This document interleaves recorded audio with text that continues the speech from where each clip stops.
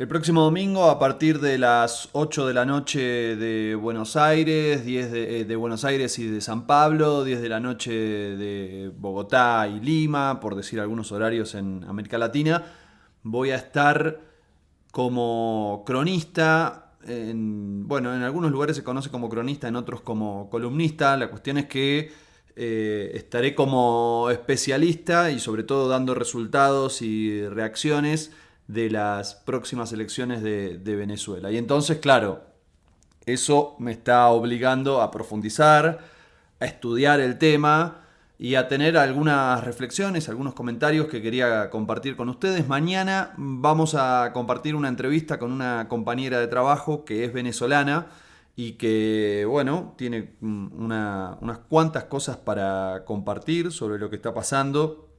La verdad es que nos acercamos a las elecciones y hay muchas cosas para decir, lógicamente, ¿no? Hay muchísimos temas, hay muchísimas operaciones en un país que ha estado en un nivel de fractura política expuesta directamente y que de alguna manera llama mucho la atención. Hoy se están dando, en este momento, cuando estoy grabando este episodio, se están dando los actos de cierre de tanto del oficialismo, liderado por el presidente y candidato Nicolás Maduro, y la oposición, ¿no? Liderada por el candidato Edmundo González y apoyado por María Corina Machado, que es una candidata, una política que en este momento está inhabilitada por una causa vinculada a evasión fiscal, evasión de lavado de dinero, y en su momento también estuvo inhabilitada por sentarse en la OEA en representación del supuesto gobierno de Juan Guaidó, que bueno, finalmente nunca fue votado por las venezolanas y los venezolanos. Claramente hay dos sectores políticos, ¿sí? Muy marcados: el oficialismo, el chavismo, con el liderazgo histórico de Hugo Chávez, que fue heredado con sus particularidades, con sus diferencias, con su propia personalidad, por Nicolás Maduro. Es la persona que designó el propio Hugo Chávez en su momento. Y del otro lado, la oposición. Una oposición muy clásica, muy vinculada a Estados Unidos, vinculada también a sectores de la derecha tradicional de países europeos, que hace muchos años que es opositora al chavismo y que, bueno, con el tiempo se fue fortaleciendo. La posibilidad que da esta elección es que finalmente habilite un diálogo. Y digo posibilidad porque no está garantizado que eso finalmente suceda, más bien todo lo contrario, pero también es cierto que esa oposición viene de no participar en las últimas elecciones y ahora decidió jugar en la contienda. Lo que se está debatiendo es si van a ser rivales, enemigos, o si van a ser adversarios, ¿sí? Adversarios políticos, porque estos mismos sectores, más o menos, ¿sí?, con sus particularidades, sus diferencias, sus especificidades, están en distintos países de América Latina. Y sin embargo, hay un diálogo político posible y hay, si se quiere, alternancia política. Vaya como ejemplo, porque es el que me queda más cerca, Argentina, donde uno ve que a lo largo de los últimos años se fue dando una alternancia entre gobiernos de distinto signo político, muy, pero muy distintos, con diferencias políticas muy profundas y que sin embargo todos fueron a la contienda electoral, todos compitieron y todos aceptaron los resultados.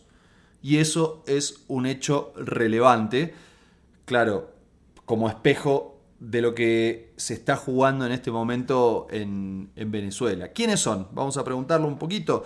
Nicolás Maduro, te lo decía hace un ratito, heredero de Hugo Chávez, con una personalidad más opaca, con un liderazgo muy distinto, con un carisma casi inexistente, pero con digamos, la virtud de haber sido en algún sentido el más fiel a Hugo Chávez lo cual le permitió, a pesar de los años, a pesar de las diferencias, bueno, ejercer un liderazgo y mantener su gobierno. El chavismo clásico, histórico, que ha perdurado a pesar de las diversas crisis que ha atravesado. Hoy está en un momento un poco más calmo, ahora voy a profundizar sobre ese tema. Del otro lado, Edmundo González, apoyado por Machado, por María Corina Machado. Edmundo González fue en su momento diplomático, tuvo un rol importante en el ingreso en su momento de Venezuela al Mercosur, estuvo formado en Washington también, egresado de la Universidad Central de Venezuela, pero digamos que el peso propio que tiene es bastante relativo. En realidad quien está detrás de él es María Corina Machado, que aprovecha mucho el agobio, el cansancio, el agotamiento con, con el ciclo político actual, algo parecido con lo que ha ocurrido en otros procesos latinoamericanos. Es decir, que muchas veces no es la propia virtud, las pasiones que despierta la propia candidata, sino más vale el rechazo, el ser el vehículo, el bote que permite rechazar al que está actualmente, ¿sí? Esto de que los electorados terminan votando mucho para castigar a los gobiernos, sino porque quieren uno nuevo. Hay quienes dicen lo contrario, ¿sí? Hay otra escuela que dice, bueno, no, en realidad ella despierta pasiones.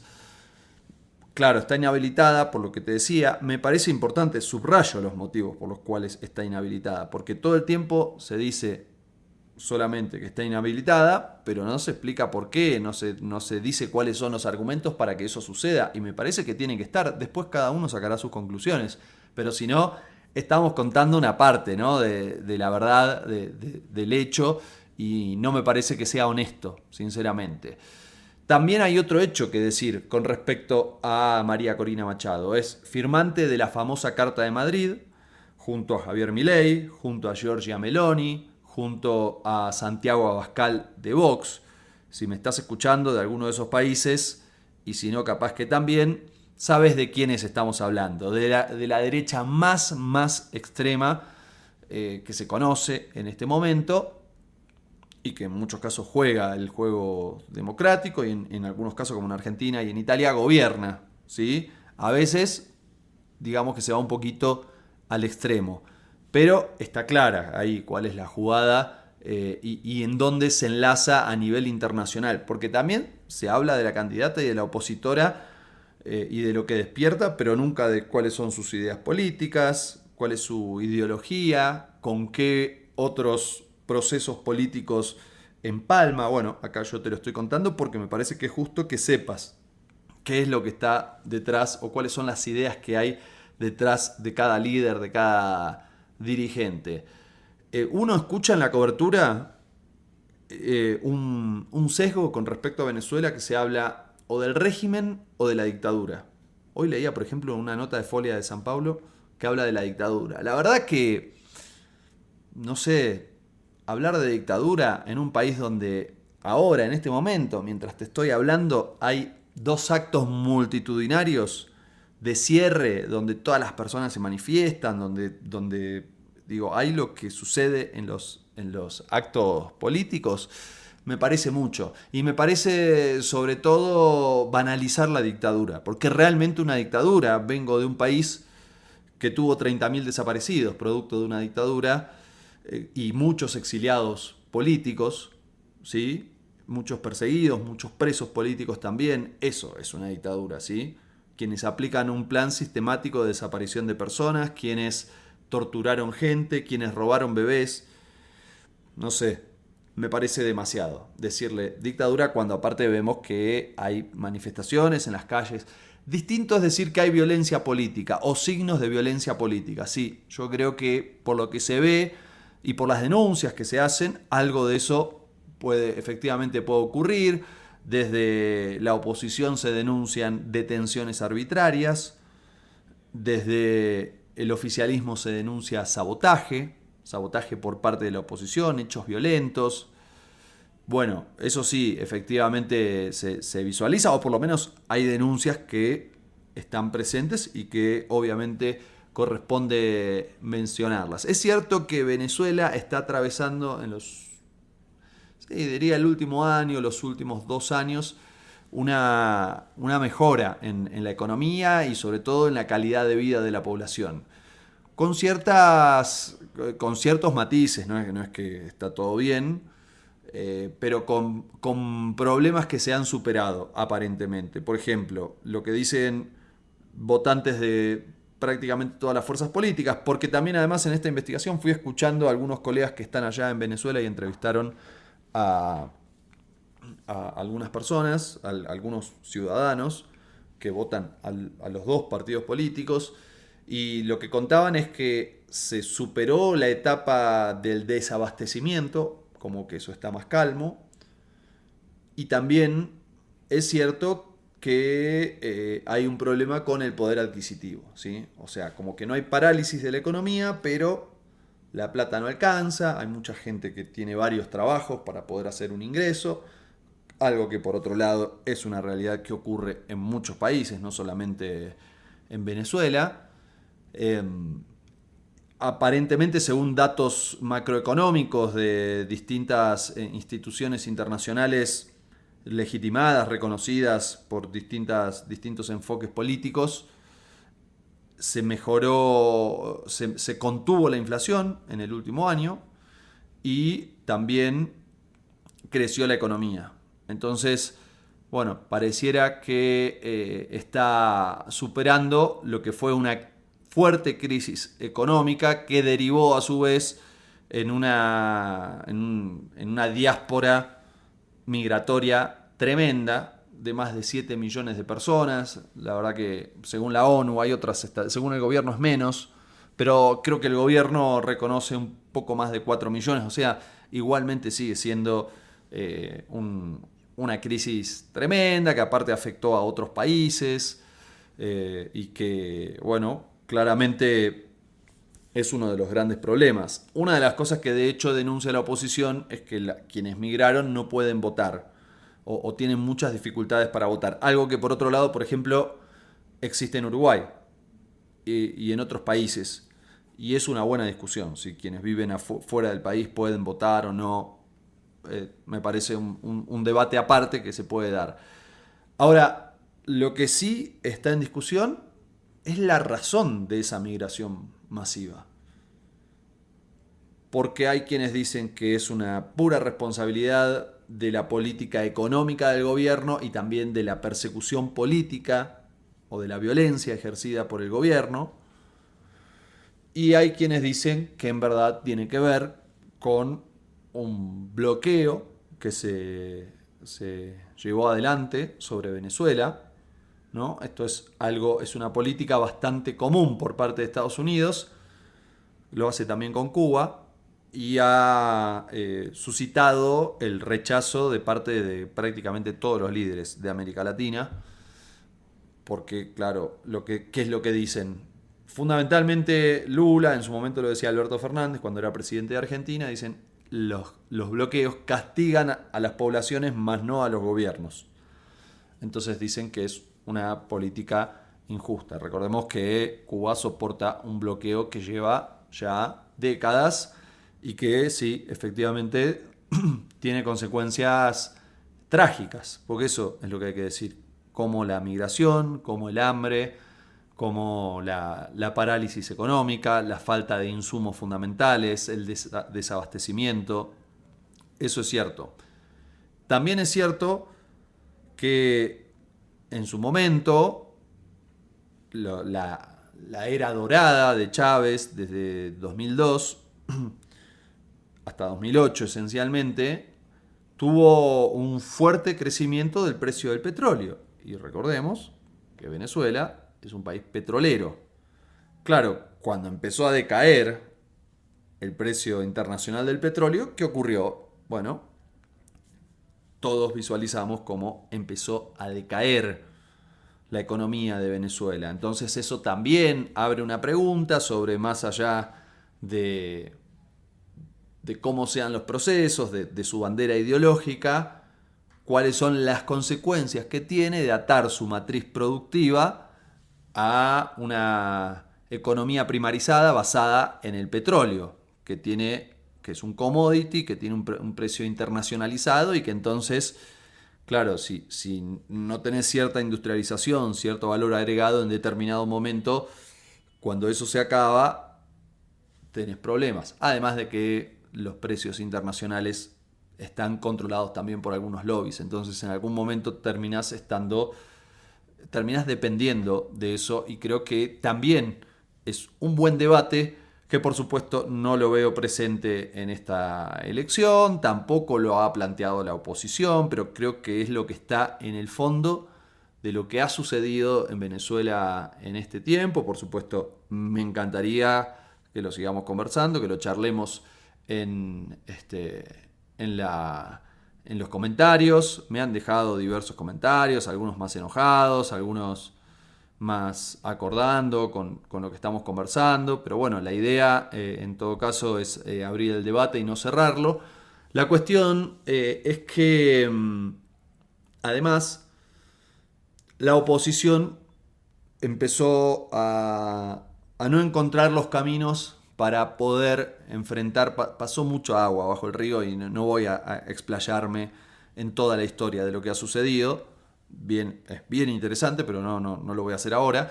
Lo que sí es cierto es que, como no encontró los caminos, la oposición en su momento llevó adelante un gobierno paralelo, un supuesto gobierno que no emanó de la voluntad de la población, con un autodenominado presidente llamado Juan Guaidó, que claro, recibió la legitimidad de haber sido reconocido por Estados Unidos, fundamentalmente, y después por algunos países europeos. Y eso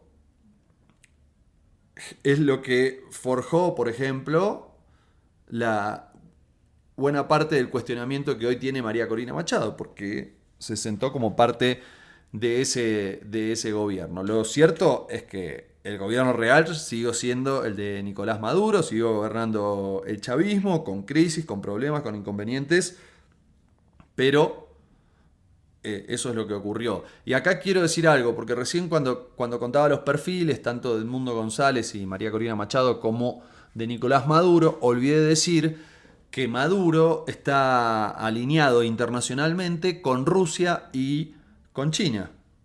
¿Sí? Bueno, con Cuba también, con Nicaragua. Básicamente ese es el eje en el cual se mueve y el arco de apoyos que tiene. Y uno dice, bueno, está medio aislado. Claro, pero si empezamos a mirar la influencia que tienen esos países, más los BRICS, los reagrupamientos, las alianzas, las relaciones comerciales que va tejiendo fundamentalmente China, pero China a su vez empieza a alinear junto con India, y entonces armaron los BRICS, y bueno, se empieza a tejer, digamos, un arco que, como ya sabemos, como ya lo he dicho en muchas oportunidades, es un rival sistémico de la hegemonía de los Estados Unidos, y entonces poco a poco va creciendo y va teniendo cada vez más peso y cada vez más influencia, y cada vez más países que antes recurrían a Estados Unidos empiezan a recurrir a China, incluso como actor de paz. Habrán visto esta semana cómo Kuleva, el ministro de Exteriores de Ucrania, se fue hasta China para decirles, che, armen un proceso de paz con Rusia, por favor, hagan un puente, ayuden a resolver este problema. Claro, ¿por qué? Porque ve que China sí resuelve algunos inconvenientes con diplomacia, ¿sí? Como lo consiguió con el acuerdo entre Arabia Saudita e Irán, y como lo consiguió también esta semana a partir de juntar a todas las facciones palestinas, incluidas Fatah y Hamas, para que finalmente lleguen a un acuerdo y ya dar un paso en relación a lo que puede llegar a suceder en la resolución del conflicto de Gaza en este momento, de lo que está sucediendo, de la invasión, del ataque de Israel, que ya va matando a casi 40.000 personas. Entonces es bien interesante ver que evidentemente tan aislado no está Nicolás Maduro, más allá de que no tenga relaciones con Estados Unidos. Pero vamos a hablar un poquito de Estados Unidos en relación a Venezuela, porque recién estábamos diciendo que reconoció a Juan Guaidó, que fue muy hostil, muy confrontativo con el gobierno de Nicolás Maduro, y todo estaba en esa tesitura hasta que vino la guerra de Ucrania, lo cual también en conjunto con la salida de la pandemia y la inflación desató una crisis energética, un aumento de los precios, una insatisfacción por parte de las sociedades, un crecimiento de las oposiciones en buena parte del mundo. Y entonces, bueno, se ve que Estados Unidos reconsideró y dijo, vamos a empezar a conversar un poquito con Venezuela. Y se pudo visualizar, y lo anunció el propio Nicolás Maduro, un comienzo de vínculos, de restablecimiento de vínculos diplomáticos, con banderas de Estados Unidos, banderas de Venezuela, una reunión, los distintos grupos, el retorno de algunos proyectos petroleros con Chevron, con otros emprendimientos también internacionales. ¡Wow! Impresionante. Y claro, obviamente al llevar adelante esa acción, reconoce a Nicolás Maduro y desconoce a Juan Guaidó. Y entonces uno se pregunta, ¿qué pasó? ¿Volvió la democracia a Venezuela? O sea, ¿ya no es más un dictador Nicolás Maduro? Bueno, evidentemente Estados Unidos está más preocupado por sus acuerdos comerciales que por la democracia en el mundo, y lo ha dejado bien claro en el caso de Venezuela. Bueno, ahora viene el escenario de las elecciones el próximo domingo. Es bien complejo porque los dos están diciendo que ganan, los dos están mostrando sus encuestas ganadoras, las que hacen públicas, digamos.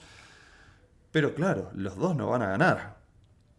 Entonces, la pregunta es, ¿qué puede llegar a suceder frente a ese escenario? Es cierto que el oficialismo está apuntando a una baja participación y a una fragmentación de la oposición, esa es como su esperanza. Los dos han mostrado, los dos sectores han mostrado sectores multitudinarios. Y acá abro un paréntesis, sobre todo por lo que decía de la fragmentación de la oposición. Ojo, porque hay más candidatos. Yo estoy hablando de dos, hay muchos.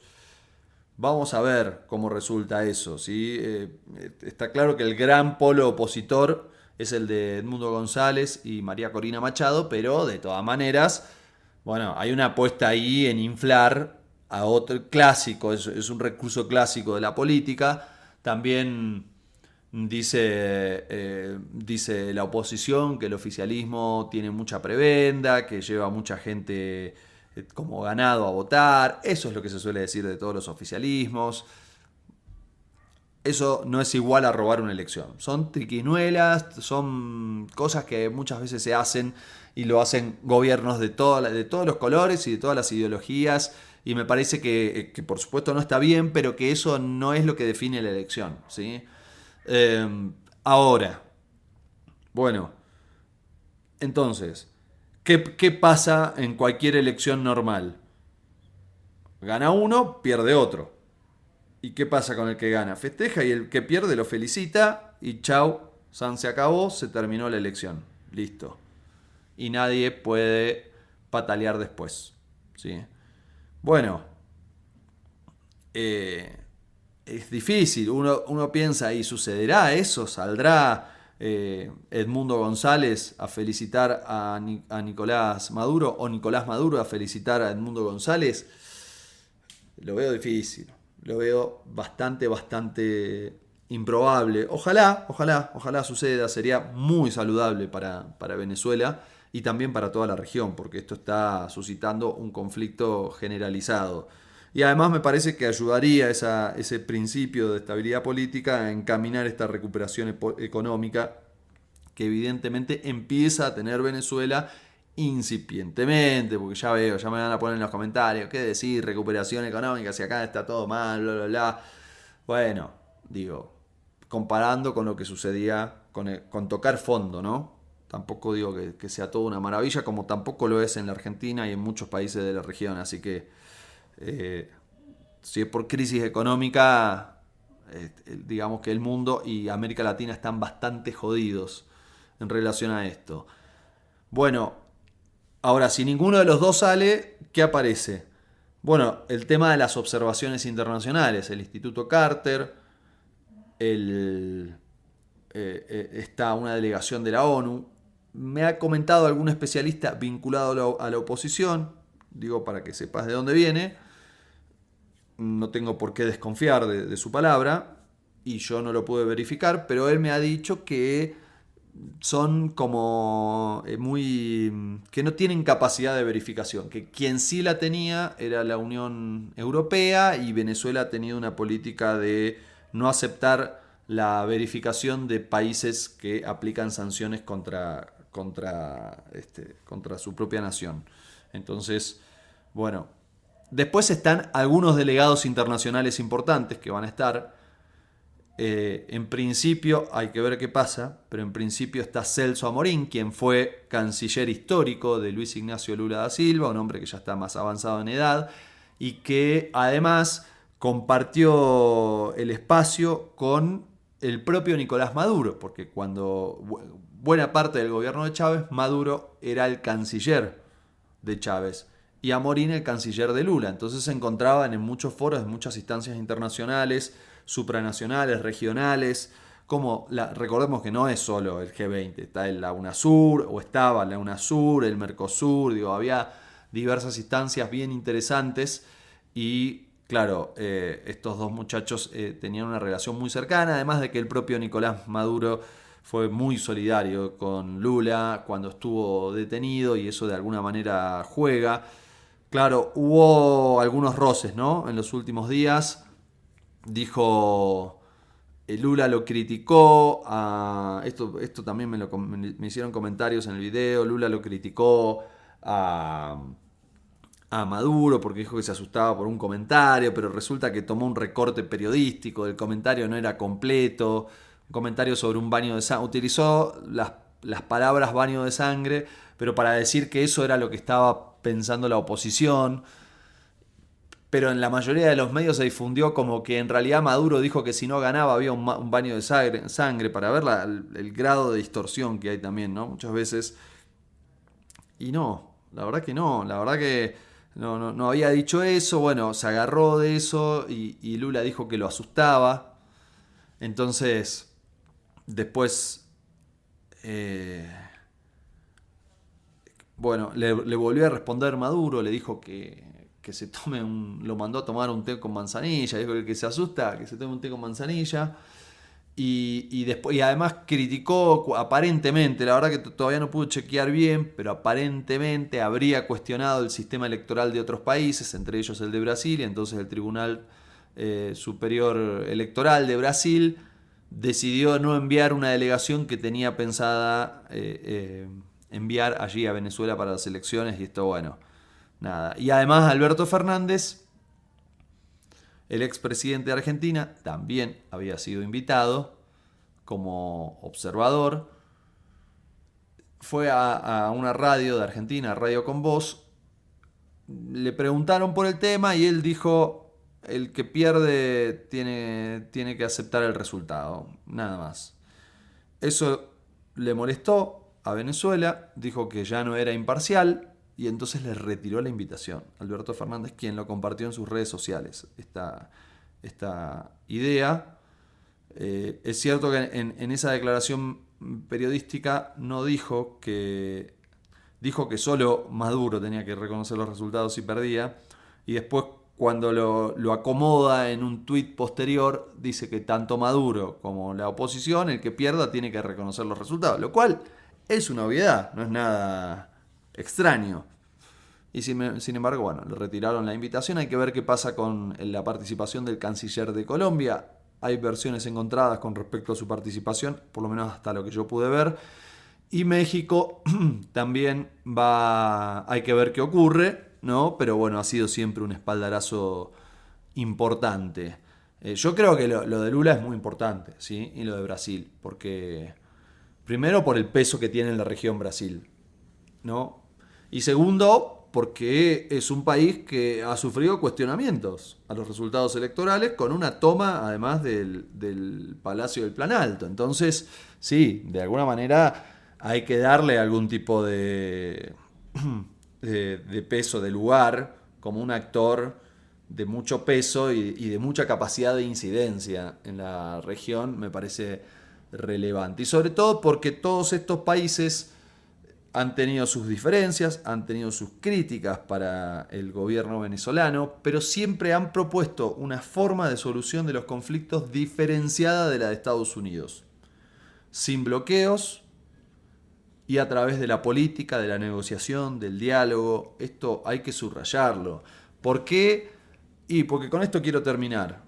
Porque el otro gran validador de la elección efectivamente va a ser Estados Unidos. Como lo hizo en su momento con Juan Guaidó. Gran patinada que se mandó para después de la nada, ¿no? De la noche a la mañana decir, no, entonces Juan Guaidó no es más presidente, ahora es Maduro. Y así porque sí. Pero además, creo que lo dije la otra vez, pero la pregunta es, ¿y Estados Unidos tiene autoridad moral para para dar lecciones de democracia, para decir quién es democrático y quién no lo es? Digo, el país que tuvo un intento de magnicidio hace muy poquito, una denuncia de fraude en las últimas elecciones, una toma del Capitolio, del lugar, del Palacio del Poder Político, ¿sí? Y ya nos vamos un poquito más en la historia, una invasión a otro país por supuestas armas químicas que nunca existieron.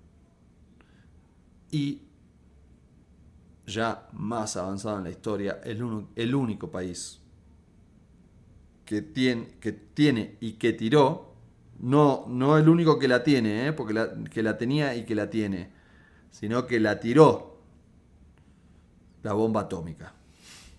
¿Sí?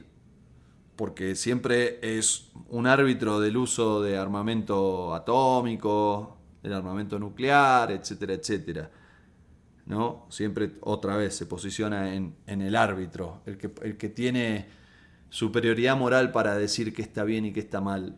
Sin embargo, es el único que porque quiso, porque se le ocurrió, tiró una bomba atómica y generó el desastre que ya conocemos. No hace falta ahondar en el asunto. Entonces, tendrá mucho poder militar, y eso seguramente es lo que le da capacidad de influencia. Tendrá muchísimo poder económico, más no tiene autoridad moral para decir dónde hay y dónde no hay democracia.